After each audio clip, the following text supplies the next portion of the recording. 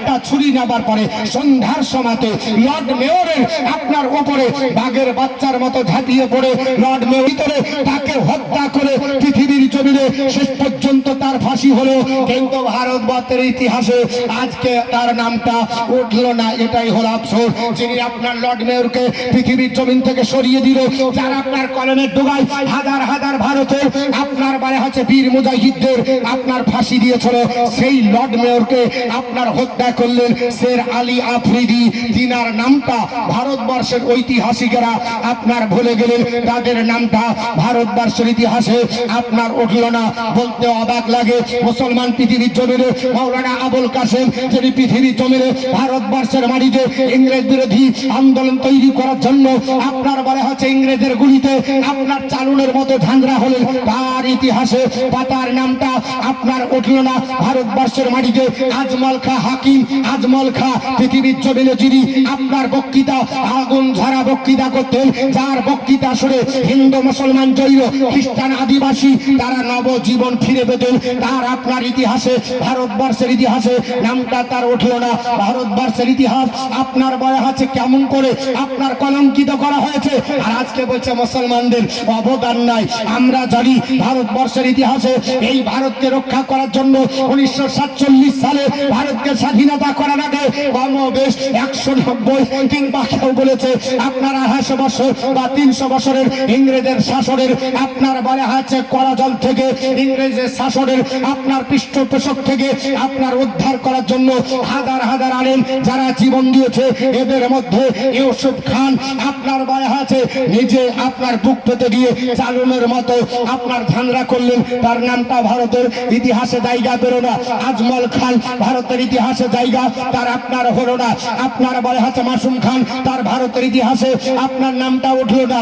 আপনার হাজি ইমদাদুদ্দিন, তার আপনার নামটা ভারতবর্ষের ইতিহাসে আপনার উঠলো না।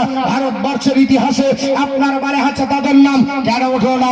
মুসলমান বলে মোল্লা বলে আপনারা জানেন যিনি ভারতবর্ষের মাটিতে প্রথম আপনার লাভ বাসের কেল্লা তৈরি করেছিলেন একজন হাফেজে কোরআন, নাম হলো তিতুমির, তার আসল নাম হলো হাফেজ নিসার আলী। ভারতবর্ষের মাটিতে বাসের কেল্লা তৈরি করলেন, করার পর তিনি প্রধানমন্ত্রীকে দায়িত্ব দিয়েছিলেন, তার প্রধান সেনাপতি নাম ছিল গোলাম মাসুদ।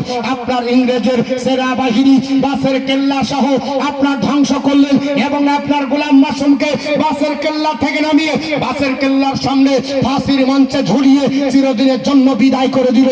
অথচ আপনার গোলাম মাসুমের নাম ভারতের ইতিহাসে আপনার ছিঁড়া পাতা তো জায়গা পেল না। ভারতবর্ষের ইতিহাসে ছিঁড়া পাতাও জায়গা পেল না। কেন? একটা বাদ গেল, দুটো বাদ গেল। ইনি তো বিশ্ববিখ্যাত ব্যক্তিত্ব, যিনি বাঁশের আপনার কেল্লা তৈরি করলেন। কেউ লোহার কেল্লা তৈরি করতে পারে না, আর উনি বাঁশ দিয়ে কেল্লা তৈরি করলেন। ইংরেজের সঙ্গে যুদ্ধ করার জন্য যে মুসলমান প্রাণ দিল, তার নামটা ইতিহাসের পাতাতে উঠল না, এটা অবাক লাগে। ভারতবর্ষের ইতিহাসে সংবাদ মাধ্যম তখন ছিল না, দুটো পত্রিকা ছড়া হতো। একটা পত্রিকার নাম কমরেড, একটার নাম হলো হামদাদ।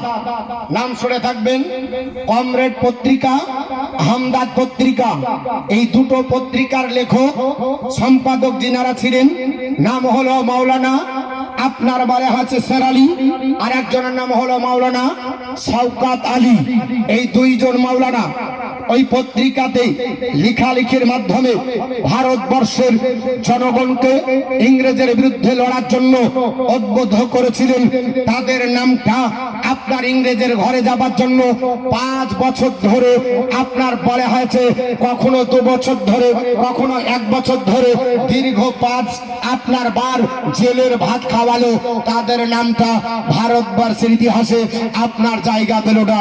আফসোস লাগে, ভারতবর্ষের ইতিহাসে মাওলানা আপনার উবাইদুল্লাহ, যিনি পৃথিবীর জমিনে আজীবন ধরে ভারতবর্ষের আপনার জেলখানায় ইংরেজের কবলে পড়ে আপনার জেলে 25 চেয়ে মরে গলে গেলেন, ভারতবর্ষের ইতিহাসে তার নামটা উঠল না।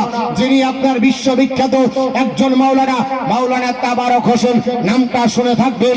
যিনি পৃথিবীর জমিনে ইংরেজ বিরোধী আন্দোলন তৈরি করার জন্য ইংরেজের প্রশাসন ধরে জেলখানায় বন্দী করলো। তিনি বললেন, শোনো, আমাকে জেলে বন্দী করলে তবে আমার ওজনটা মেপে নাও। আজ ক কেজি ওজন হচ্ছি আপনার মাপা হলো। তারপরে বিচারের পরে রায় দিল ফাঁসি হবে। বলে এবার ওজনটা মাপো, কি তুমি খেতে চাও? বলে আমি আপনার ভাত খাবো না, আমার রুটি দরকার নাই, আমার ফলের দরকার নাই। বলে কিছু দেখতে চাও? বলে বাপের চেহারা দেখবো না, মায়ের চেহারা দেখবো না, বিবি দেখার দরকার নাই, বাচ্চা দেখার দরকার নাই। মাওলানা তাবারক হোসেন তিনি বললেন, যদি দেখাতে হয় একটু ওজনটা দেখাও। আজ থেকে কয়েক মাস আগে যে ওজনটা ছিল ওর চাইতে কমেছে না বেড়েছে? আমার বিশ্বাস হলো এখন বেড়ে যাবে। জোরে বলুন সুবহানাল্লাহ। সাধারণত নিয়ম হলো জেলে ঢোকার সময় যে আপনার ওজন থাকে, জেল থেকে বেরার সময় ওই ওজন থাকবে না, কারণ চিন্তা থাকবে। ফাঁসি যদি ঘোষণা হয় চিন্তা হবে, তার ওজন কমে যাবে। কিন্তু আপনার জেলার বাড়ি ওজন করতে গিয়ে মাওলানা তাবারক হোসেনের ওজনটা 20 কেজি আপনার বেড়ে গেছিল। জোরে বলুন সুবহানাল্লাহ। আপনার অবাক হলো, বলে উল্টা কেমন করে হলো? ওজন কমার দরকার, বলে বাড়লো কি করে? বলে আপনার ইংরেজের দ্বারা। শুনে রেখে দে, যেই দিন ভারতের জেলখানার ভিতরে আমি ঢুকেছিলাম ভারতের জনগণকে অধিকার পাইয়ে দেওয়ার জন্য, কিন্তু দিতে পারলাম না, তোদের হাতে গ্রেপ্তার হয়ে জেলের মধ্যে চলে গেলাম। সেই দিন ওজন করার পরে আজকে ওজন 20 কেজি। যেদিন ফাঁসি ঘোষণা হলো সেই দিন আল্লাহর কাছে সিজদা করার পরে এটাই বলেছিলাম, আল্লাহ, ভারতবর্ষের মাটিতে জীবন দেওয়ার পরে যদি ইতিহাসের পাতায় নামটা উঠে যায়, যদি ভারতবর্ষের জনগণের কল্যাণের জন্য জীবনটা যদি চলে যায়, আল্লাহ তোমার জন্য শুকরিয়া জ্ঞাপনার্থে 2 রাকাত নামাজ পড়ে উৎফুল্লের সঙ্গে ভারতের জন্য জীবন দেওয়ার পরে আনন্দ করতে সেই দিন থেকে ছিলাম। আজ পর্যন্ত আনন্দ নষ্ট হয়নি, আপত্তি নষ্ট হয়নি, চিন্তা আসেনি যে ভারতের জন্য জীবন দিব, তার জন্য 20 কেজি ওজন আমার বেড়ে গেছে। সুবহানাল্লাহ, নারে তাকবীর, নারে রিসালাত, মাসলাক আলা হযরত হযরতুল আল্লাহ মাওলানা মুহাম্মদ